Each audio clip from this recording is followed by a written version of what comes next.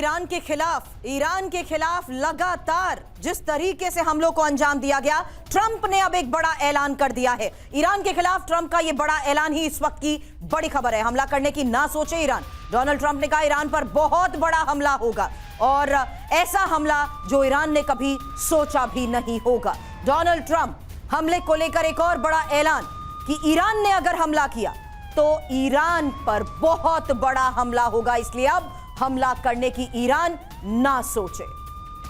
इस बीच एक और सबसे बड़ी खबर है और यह ईरान को नेतन्याहू की वो बड़ी धमकी है जहां आगे हजारों ठिकानों पर हमला करेंगे। यह नेतन्याहू का बयान है। ईरान के लोगों से नेतन्याहू की अपील भी है, यही मौका है, सड़क पर उतरे, आतंकी शासन को जड़ से उखाड़ दें। नेतन्याहू का यह बयान। मौलाना सिफ्ते मोहम्मद, आपने सुना यहाँ पर, आप शायद हिब्रू ना समझते हो तो मैं बता दूं, वो कह रहे हैं नेतन्याहू इजराइल के प्रधानमंत्री कि जब तक हम आतंक को उखाड़ फेंकेंगे तब तक रुकेंगे नहीं। और आप कह रहे हैं सब वहां सही है। हमें कुछ समझ में नहीं आ रही आपकी बात,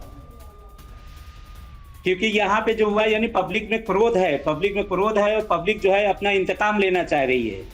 पब्लिक में क्रोध है और पब्लिक जो है इस वक्त यानी पब्लिक में एका बढ़ गया। यानी कहा यह जा रहा है, बाहर न्यूज़ें आ रही कि सब में जो अलग हुए जा रहे हैं, लेकिन ऐसा नहीं, बल्कि सब में एका बढ़ रहा है, क्रोध बढ़ा है। यानी इनका बहरहाल एक सुप्रीम लीडर, बल्कि दुनिया के जो कहा जाए शिया कौम के लिए एक लीडर थे, तो उनको जो मारा गया उसकी वजह से ये हो रहा है इस तरीके से। अभी इस वक्त सड़कों पे सुबह से पब्लिक जो है सारी सड़कों पर बाकायदा नारे लगा रही है, प्रदर्शन कर रही है, खुद यानी गवर्नमेंट की हिमायत में कर रही बाकायदा तौर से।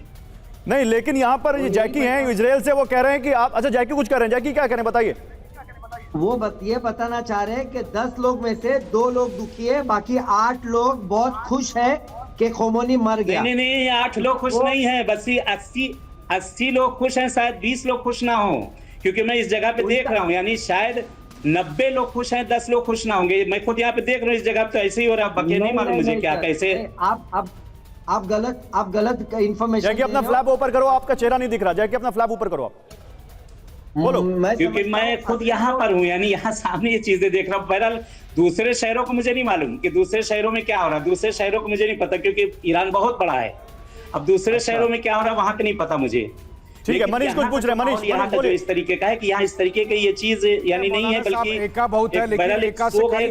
लोगों में गुस्सा है, लोगों में गुस्सा है, पब्लिक में बाकायदा छोटे-छोटे। मौलाना साहब अगर आपको मेरी आवाज आ रही है, अभी वो मौलाना साहब अगर आपको मेरी आवाज आ रही है तो मैं ये जानना चाहता हूं कि खाली एका से तो काम चलेगा नहीं।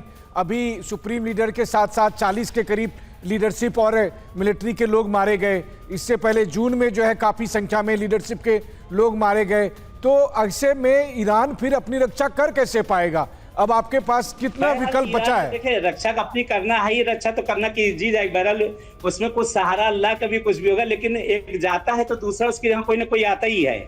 तो बहरहाल वो सामने अब अमेरिका इसराइल जो सामने जो है, तो लेकिन ईरान ये भी यही तो वो कह रहे हैं कि हम जो भी आएगा उसको छोड़ेंगे नहीं। जैकी यही तो कह रहे हैं कि जब तक परमाणु कार्यक्रम नहीं रुकेगा तो कोई भी आए उसको इजराइल नहीं छोड़ेगा। जैकी क्या कह रहे हैं आप? और दूसरी बात है कि थोड़ा रियलिटी भी होना चाहिए। परमाणु अपने कार्यक्रम के लिए कहीं नहीं रहे लोग ना, ये लोग तो कभी एक एक करके। पहले जैकी, मौलाना साहब रुकिए, मौलाना साहब रुकिए, कुछ आगे आपकी स्क्रीन पे मौलाना साहब उसको हटाइए। जैकी आप बोलिए, जैकी बोलिए। मैं बता रहा हूँ कि हमास में भी वही हुआ। हमास और हिजबुल्लाह में जितने भी थे सब लोग को इजराइल ने एक के बाद एक खत्म किया। इसके जगह पे उसको बिठाया, उसको हटा दिया, उसके जगह पे उसको बिठाया तो उसको ठोक दिया।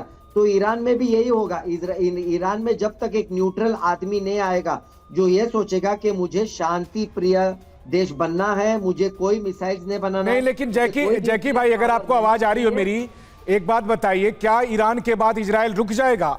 ये गारंटी आप देते हैं? क्योंकि लोग तो कह रहे हैं कि इसके बाद कई और मुल्कों का नंबर होना है, यानी कि गाजा के बाद आप वेस्ट बैंक पर जा रहे हैं, यहाँ पर आप ईरान के बाद जो है सो हो सकता है टर्की का नंबर हो, तो क्या रुक जाएगा?